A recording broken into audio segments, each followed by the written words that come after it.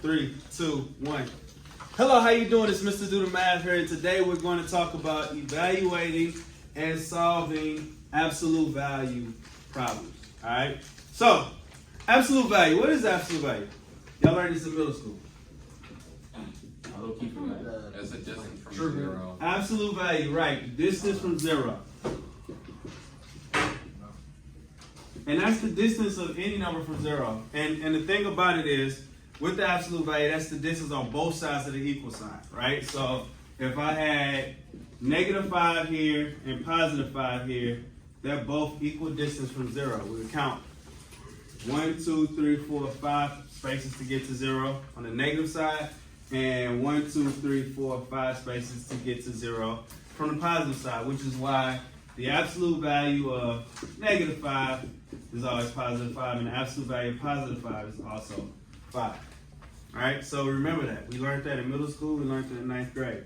All right, never, ever, ever distribute into absolute value. So whenever you have a number on the outside of the absolute value bars, never distribute. Never put anything inside of them. Right? So what happens is things come out of absolute value bars basically when we drop them, but nothing ever goes into the absolute value bars. Y'all feel me? All right. And then when you're working out absolute value bars, or when you're evaluating absolute value and solving absolute values, you treat the absolute value bars as grouping symbols. So that goes on the third line, right?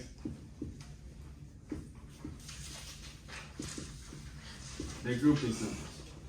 All right. So to go over these lines, the absolute value is the distance from what? Zero. Never, ever, ever distribute into absolute values, and absolute values act as grouping symbols. Great. All right. So let's do some math. Number one, we have the absolute value of 8. I need a better marker. Absolute value of 8 minus the absolute value of -9 plus the absolute value of -3. All right. So the first step is to evaluate the absolute value bars, right? So you work on the absolute value bars, right? So the absolute value of 8 is what? 8. 8. The absolute value of -9. And then the absolute value of -3. 3.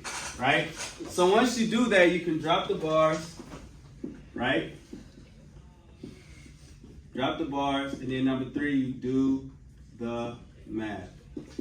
Right? Do the math. All right, so 8 minus 9 plus 3. 2. Right. That's it. Okay? Yo. So it's like you just making negative numbers like positive. For the most part, yeah. No, exactly. Right. When you're simplifying expressions, that's what you're doing. All right. So number two, we got 5 times the absolute value of 3 minus 7 plus 9. All right. The first thing you want to do is you want to evaluate and simplify the absolute value bars, right? So we can, evaluate and simplify, same difference. So 3 minus 7, -4. So we got -4 plus 9. The absolute value of -4, 4. So now we can drop the absolute value bars and do the math. So 5 times 4, 20 plus 9, 29. Okay? So again, we treat them as group of symbols, simplify them, and then we took the absolute value and bam. Right? Number 3. -4 times the absolute value of -5 plus 3 times the absolute value of -2. All right? All right, evaluate these absolute values. -5 turns into what? 5, right? Plus 3 times the absolute value of 2. What's the absolute value of -2? 2. Right? So now we've been able to, we can drop the absolute value bars and do the math. So we got -4 times 5. -4 times 5? -20. And then 3 times 2? 6. All right? -20 plus 6? negative 14. Very good. All right. And, ooh, let's look at this last one. I'm going to give you a moment to work out the last one.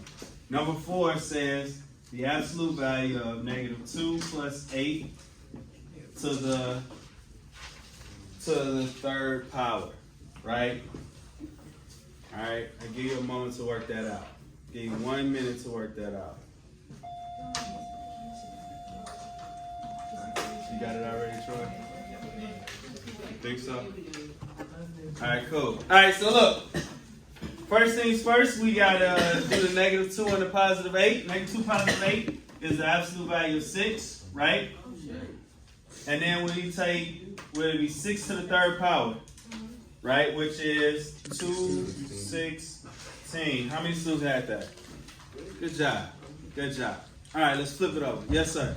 So if you're doing like an expression and you use like PEMDAS, right? Yes. So when would you do like the bar? That'd be like the first thing you do. The absolute value bar? Yeah, you treat them like parentheses. Remember we said they're grouping something, Oh yeah. right? Good question. That's a great question. All right, let us go on. So now, so these were absolute value expressions. Now we're going to deal with absolute value equations, right? Steps to solve absolute value equations. The first thing you want to do is you want to isolate the absolute value bars, right? Which means that everything that's on the outside of the absolute value bars on the same side of the equal sign got to go to the other side of the equal sign, right? So that means we're going to be adding or subtracting, and then we're going to be multiplying or dividing whatever's connected to the absolute value bars, right? Then from there, we're going to work out 3 different scenarios, right? So let's look at scenario 1. Scenario, right? Scenario 1, right? So when you isolate the absolute value bars and you end up with a positive number on the other side of the absolute value bars, we have to do 2 things, right? And don't even worry about these lines. I'm going to just show you this example. First example, let's look at number 5. This is scenario 1. In scenario 1, where you have the absolute value of something equal to a positive number, that means you're going to solve it twice, right? Because when you have a positive number, you get 2 solutions. 2 solutions, right? And so, since you've done everything that you can do inside of the absolute value bars, we're going to drop them. And we're going to set up our 2 equations, right? So we're going to have x minus 9 equals 13. And we're going to have x minus 9 equals negative 13, right? Because the absolute value is the distance from 0, right? On both sides, all right? So then from here, we just do the math. We're going to solve, right? We're going to add 9 to both sides, right? That gives us what? 22, right? And then we're going to add 9 over here, right? So x is going to equal what? Negative 4. So your solution is x equals 22 and negative 4, right? So you got two answers, right? We have 2 answers, right? Now, in scenario 2, what happens is you deal with scenario 2 when the absolute value equals 0. When the absolute value equals 0, then we get 1 solution. We get 1 solution, all right? And that example will come from, let's look at number 8. Look at number 8. Number 8, where it says negative 2 times the absolute value of 3x plus 5 plus 7 equals 7, right? The first thing we got to do, guys, is isolate the absolute value, all right? So this is what we mean when we say isolate the absolute value. You have a times negative 2 on the outside of the absolute value bars, and you have a plus 7, right? We got to move both of those numbers over here. First thing we're going to do is we're going to subtract 7 on both sides, right? When we subtract 7, we end up with 0. So we have negative 2 times the absolute value of 3x plus 5 equals 0. Okay? And then we're gonna divide by this -2, right? We gotta divide by the -2 to get rid of it from being over here by that. We gotta isolate this absolute value. So divide both sides by -2. 0 divided by -2 is what? 0. 0. So there you have it. So now we got the absolute value of 3x plus 5 equals 0. Okay? Since it equals 0, we're going to get one solution because there is no such thing as a -0. Right? So we drop the absolute value bars and we do the math. Right? Subtract 5 to both sides. We get 3x equals -5. And then what's the last move? Divide 3. X equals -5 over 3. That's it. One solution. Okay? So, in solving, you isolate the absolute value bars by doing stuff like this, adding and subtracting and multiplying and dividing numbers away from the absolute value bars. And then we think about scenarios. Scenario 1, if it's positive, we get 2 solutions. So we got to work it out, the positive and the negative. Scenario 2, if it's 0, we get one solution. We just do a regular solving problem, right? And then you have your final scenario, scenario 3, right? When the absolute value equals a negative number, right? Whenever it equals a negative number, it's no solution. The answer is no solution. You cannot do it. It does not exist. And so you use this symbol here. So whenever you isolate and you get it to where it's equaling to a negative number, you're done. There's no solution. You're finished with it. Finito. So let's look at this problem here where it says, let's look at this one. So it's x plus 2. Absolute value x plus 2 plus 7 equals 1. Right? That's your number 7. First thing we got to do is isolate, right? Subtract 7 to both sides. So then we're going to end up with the absolute value of x plus 2 equals -6. Right? And this is what we mean.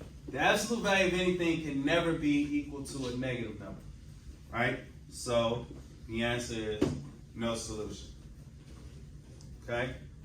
So in a nutshell, so this is how you simplify or evaluate absolute value expressions, and this is how you solve absolute value equations, right? Isolate the absolute value. If it's positive, you get 2 solutions, so you gotta solve for the positive and the negative. If it's 0, you get one solution, and if it's negative, you get no solutions, right? And so as we practice, we'll just be doing a lot of this stuff to get to an actual equation, and then you just follow your scenario stuff. Does anybody have any questions? How y'all feel about it? Y'all ready to practice? All right, here we go. So, that's the end of the lesson. Don't forget to like, subscribe.